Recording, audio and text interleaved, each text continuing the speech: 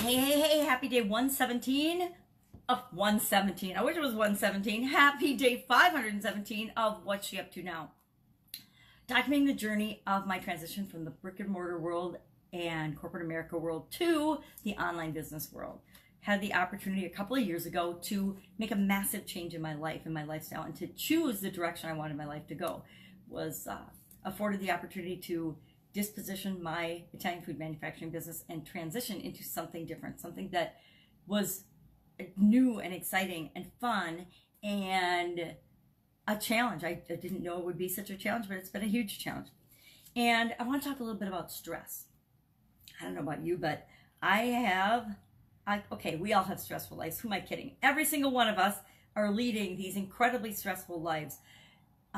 Of course, it's all self-imposed. We hate to admit that, but it is, because we're faced with so many choices and so many decisions and so many different things bombarding us every day, every instant of every day, that it's become super stressful.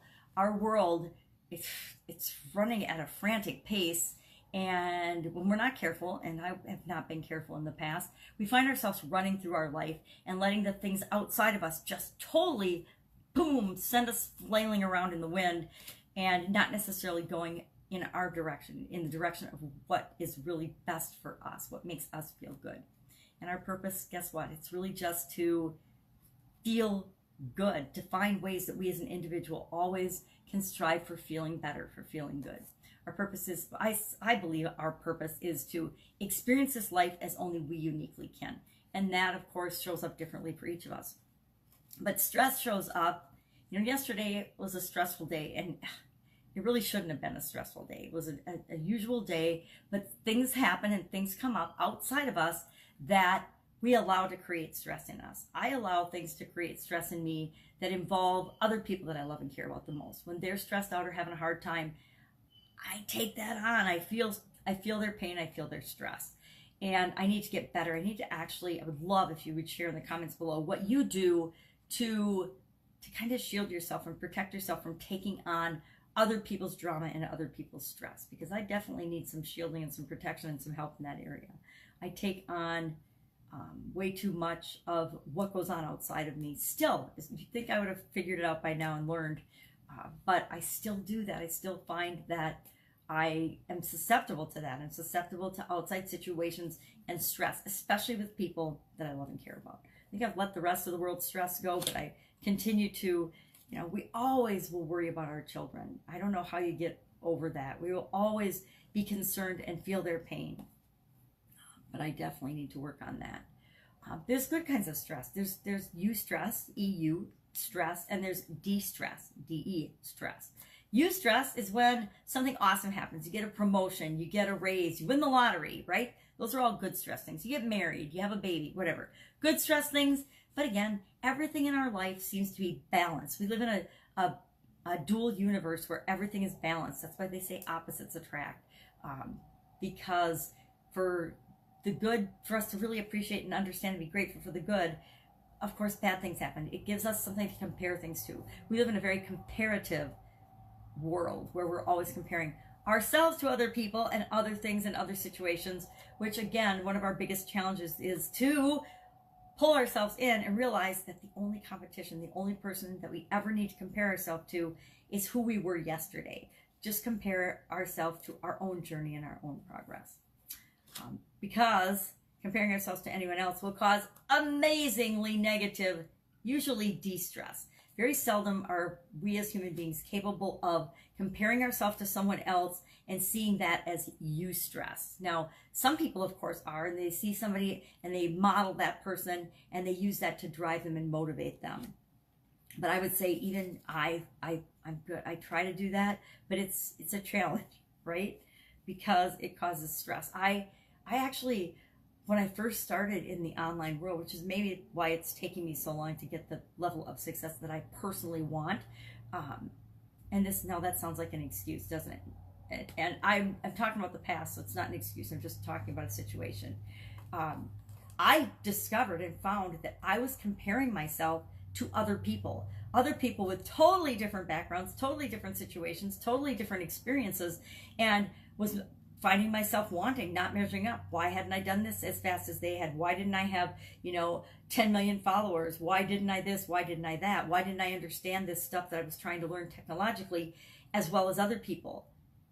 Well, how did that make me feel? It made me feel like absolute crap, right? When we compare ourselves to others, we're never going to come out smelling like a rose, because we don't have the whole story. We don't know what's going on. We don't know what their experience has been. We don't know what their thinking and mindset has been. We don't know what has happened along their journey that has caused them to be where they are right now. But it's always way more than we see, right?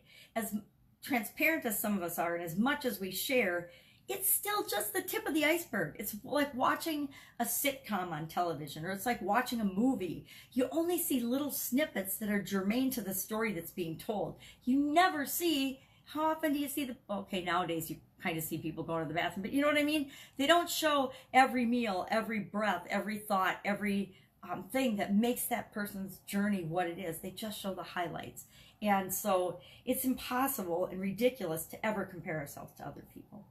So stress, I would love, share in the comments below what you do to deal with stress. I've got a whole passel of things that I do to deal with stress, and I do them automatically, but I'm always looking for new, better, more, continuous improvement, right?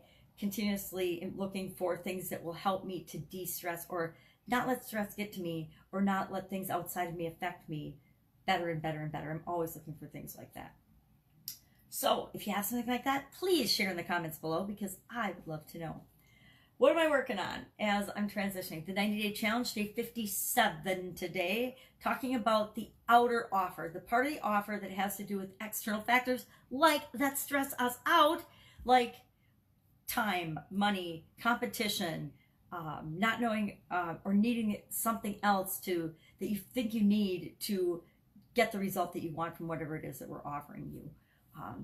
The particular offer I'm working on right now is for people with chronic pain or chronic illness that need to make money, need to have and want to have a passive income.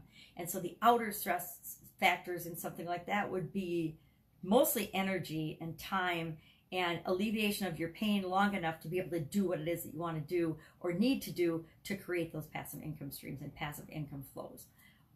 And then to the energy to maintain them throughout the life of whatever business or passive income stream you're bringing into your life. So to me, I think with that particular target audience, it's usually, hey, I can't get out of bed. I don't even have the energy to do X, Y, Z, much less build a stream of income or build a business.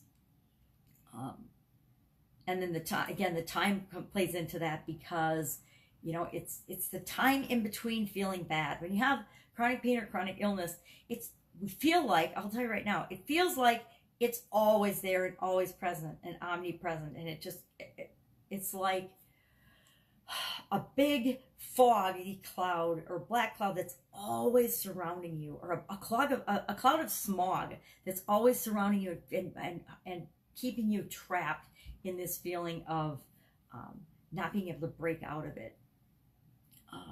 But the truth is, there are times when we don't feel awful or so much pain. There are moments, and even if they're instances of relief, it's building upon those that actually make it possible to get anything done. It's not focusing on the things that aren't working for us or focusing on the pain. It's focusing on the time when we feel normal or okay, and we build on that. And that's actually my trick for getting things done, is when it's bad, and I do what I have to do to take care of myself. When it's not bad, that's when I get everything else done. And that's been my secret and my trick over the years. So working on that, the 90-day challenge. Beautiful granddaughter will be here soon, and I'm also doing some training and some skills development things, because I'm always sharpening that saw. I'm always continually improving and looking for ways that I can provide better service to the people that I serve. That's it. Go out, make it an awesome day. If I can help you in any way, let me know. Direct message me. I'm pretty much everywhere. Sharon Horne-Ellstrom, Pajama Grandma, spelt wrong, of course, Gramma.